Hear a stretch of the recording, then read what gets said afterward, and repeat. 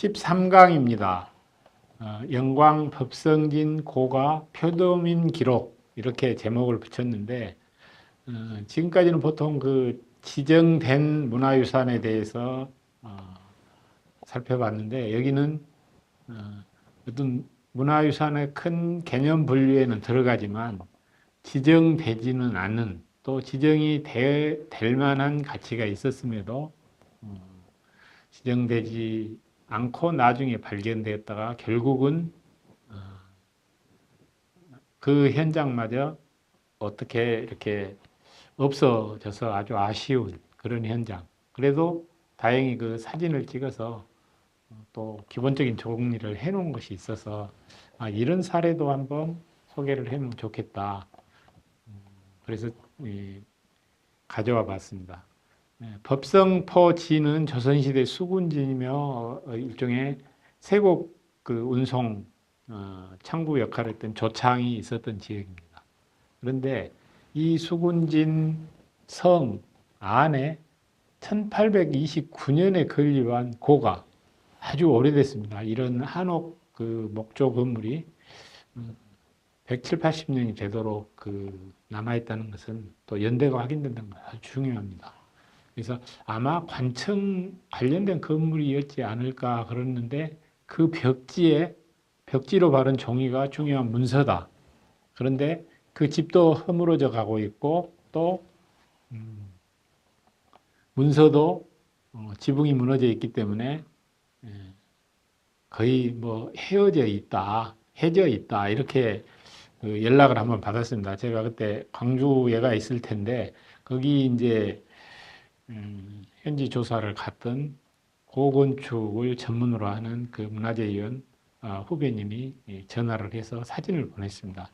근데 제가 좀 뭐 다른 여건이 있어서 바로 가볼 입장은 안 됐었는데 사진을 보고 오래된 문서가 해져서 없어지려고 한 얘기에 있기 때문에 이건 안 가보면 안 되겠구나. 그래서 이제 바로 병원에서 나와서 바로 현장을 가봤습니다. 그래서 가서 살펴보니까 영광군에서 1774년에 중앙의 어떤 군국 기물을 총괄했던 비변사에 보고를 하는 그 보고 문서 원본인데 그것을 벽지로 나중에 썼고 건물이 흐려지자 이제 그 벽지도 이렇게 흐려져 가고 있는 그런 상태였습니다. 그래서 1774년 12월에 그 중국 사람들이 풍랑을 만나서 표류를 해가지고 영광 앞바다로 왔었던 것 같습니다. 그래서 그 표류를 해온 사람들이 있으면은 관례적으로 잘 이렇게 그 숙박을 제공을 하면서 그 사람들이 원하는 방식으로 해당 국가로 돌려 보내는 것이 관례였습니다. 제도적으로도 그렇게 돼 있고. 그런데 그 안에 이제 가기까지 먹여주고 재워주고 이런 것을 해줘야 되고, 그 다음에 어디서 어떻게 왜 왔는지 그것을 문정이라고 그래서 기록으로 남겨야 됩니다. 그런데 12월 7일, 8일 근무렵에 영광에 어디에 25명이 구수미라는 지역에 12월 29일에 구수미에 표류했는데 12월 6일 날 영광군에서 비변사에 보고한 문서 원본이 남아 있었던 것입니다. 그래서 이러한 보고한 문서들이 이제 올라가면 차곡차곡 그 정리가 돼서 비변사 등록이라는 문서에 장부에 남게 됩니다. 그래서 확인해 보니까 비변사 등록이라는 기록에 국가 기록에 이 문서의 내용이 그대로 남아 있습니다. 그런데 비변사 등록은 보고된 문서를 정리해 놓은 것이고 실제 보고된 원본 문서는 거의 확인이 되지 않고 있는데 이것이 유일하게 확인이 됐었습니다. 그래서 12월 7일 날 육로로 서울에 도착해서 영광에서 서울에 도착해서 20일 날 육로로 이제 중국으로 상환되는 이제 그런 내용을 담고 있습니다.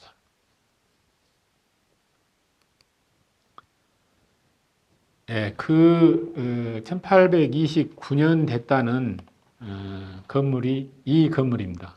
어, 이 정면에서 본 건물인데 이제 함석 지붕으로 이렇게 나중에 뭐 초가나 뭐 이런 것이었을 텐데 바꿨을 테고 또 다른 쪽에서 보니까 이미 지붕 같은 경우는 반 이상은 쓰러져 갖고 하늘이 보이고 그래서 2016년에 이 사진을 보내면서 어, 그 위에 상량이 이렇게 있는데 지금 이 나무 같은 것이 지붕이 흐려져서 어, 그 옆에 나뭇가지가 보이는 것입니다. 그래서 여기에 상량이 있는데 그거를 자세히 보니까 도감 9년 기축이라는 이 말이 나오고 이것을 이제 지금의 서기현대로 환산을 하면 1829년입니다. 그래서 아주 오래된 건물인데 여기에 이제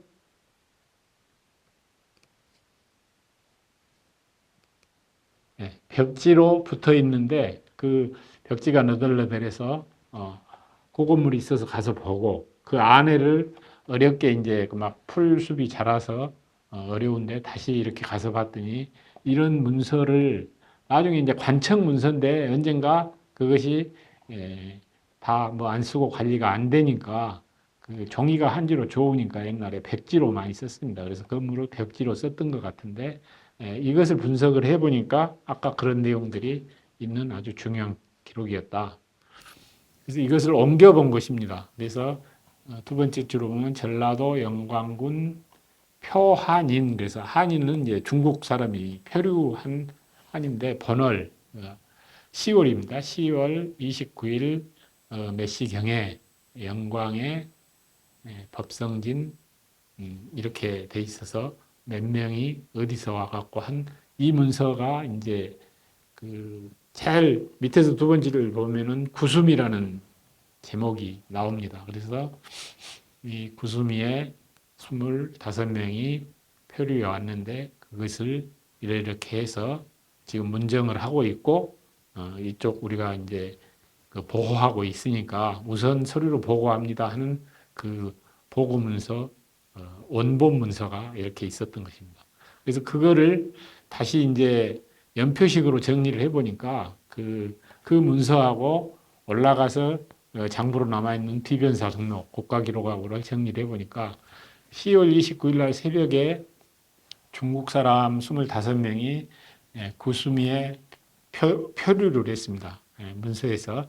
그 다음에 소월 30일 날 법성진 그 관청 건물에 머물게 하고 자세한 그 확인을 인적사항을 확인을 합니다. 그다음에 11월 19일에 전라감사 서호수가 장기를 해서 비변사에서 육로로 돌려보내고 이제 그 정확한 내용을 확인해서 올려 보낼 것을 그 보고를 하도록 비변사 등록에 나오는데 그래서 12월 6일 날 영광군에서 비변사에 보고를 한 기록이 이 문서입니다. 그래서 12월 7일 날 육로로 서울에 도착하고 급성진에서 그 문정 실제 어디서 왔냐고 물어보고 정리했던 역관은 정사현이라는 사람인데 이 사람이 인솔을 해서 서울 한양까지 이렇게 이 일행이 도착을 했고 이제 궁중에서 영의정이나 이런 사람들이 쭉 그 논의를 합니다. 12월 8일 그래서 전라 병사가 어떤 표류 같은 경우는 국경에 관한 사항이기 때문에 행정적으로는 관찰사가 관련이 되지만 군사적으로는 그 병마절도사가 관련이 됩니다. 그래서 관리 보고를 서울이 했다 이런 것으로 해서 전라병마절도사 그때 이제 전라병영은 강진에가 있었습니다만은 그 전라병마절도사가 파직이 보고를 제때 안 했다 해서 파직되는 내용도 나옵니다. 그리고 12월 18일 날 그 문정 이렇게 상세한 인적 사항 그런 것들을 이제 최종 보고를 하고 좀 추운 날씨고 그러니까 하루 이틀 쉬다가 다시 이제 중국으로 말하자면은 그 사람들이 원하는 방식으로 그 돌아가도록 해주는 것이 제도화돼 있었기 때문에 그래서 12월 20일 날 육로로 이렇게 가면서 중간중간에 어떤 그 이동하는데 또 그 먹고 자는데 이런데 그 도움을 이렇게 줘라 이제 그런 그 일종의 특명을 내려서 가게 됩니다. 그래서 이렇게 좀 중요한 내용을 알 수 있는 문서인데 아까 그런 사진만 남고 실제로 지금 현장은 없어졌습니다. 그래서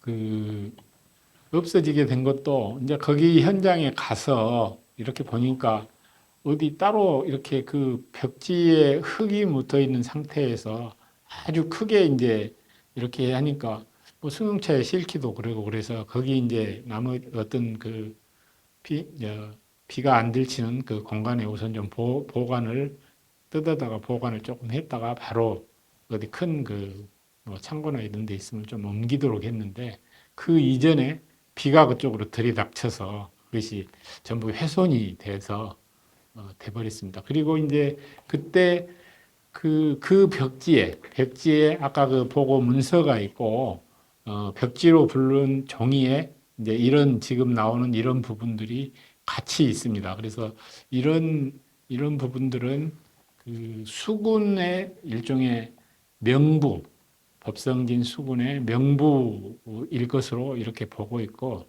또 그 일부는 그 수군 지인을 운영했던 어떤 경제적인 그런 것을 적은 문서로 이렇게 추정이 됩니다. 그런데 이런 수군 관련 문서가 일부는 또 다른 데서 전해져서 지금 목포에 있는 국립해양문화유산연구소 그 전시관에 일부는 전시가 되어 있습니다. 영광에서 나온 것은 아니지만 어떤 수군하고 관련된 그런 문서들이 일부는 있는데 이런 것들은 이제 원형이 지금은 이 사진만 남아서 전하지는 않습니다.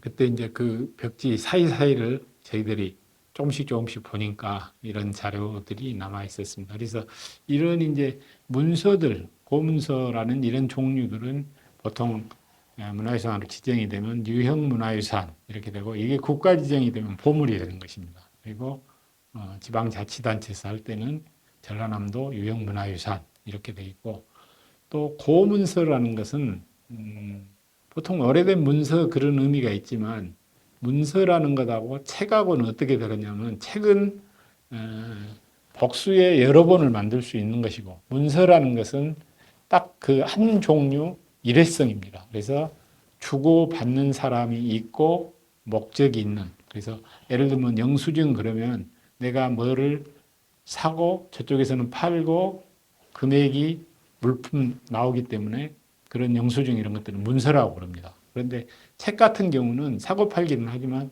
300건이고 200건이고 복수로 내기 때문에 문서의 개념하고는 좀 다릅니다. 그래서 이런 경우는 이제 고문서 이렇게 부르는데 기록유산으로 중요한데 어쨌든 그때 보존이 제대로 안 된 것이 지금도 조금 아쉽습니다. 그래서 그거를 조사할 때 여기저기 이제 관련 전문가들한테 보내서 의견을 받고 그렇게 해봤습니다. 그래서 1774년에 보고한 문서라는 것은 확인이 됐고 국가기록인 비변사 등록에서도 확인이 됐고 그다음에 아까 그 명단 같은 경우는 그 침몰한 선박에서 건져 올린 쌀에 대한 매입을 기록한 것이 아닌가 이렇게 보기도 했는데 지금 이제 남아있는 사진을 갖고 좀 더 그 자세히 분석을 해보고 있습니다.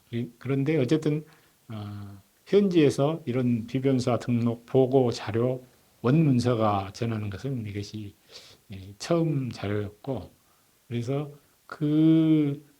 거기에 있는 인명들이 나온 이런 인명들에서 혹시 그 이제 후손들이나 이런 것을 찾을 수 있을까 이런 것까지를 지금 탐문은 하고 있습니다만은 조금 우리 이제 문화유산 현장에서도 여러 가지 그런 자료들이 많이 있는데 그래서 여기는 이제 우리 국내 관련 대학과 같은 공부를 하는 이제 선후배들께 보내서 이런 자료에 대해서 자문을 좀 제가 받았었고요.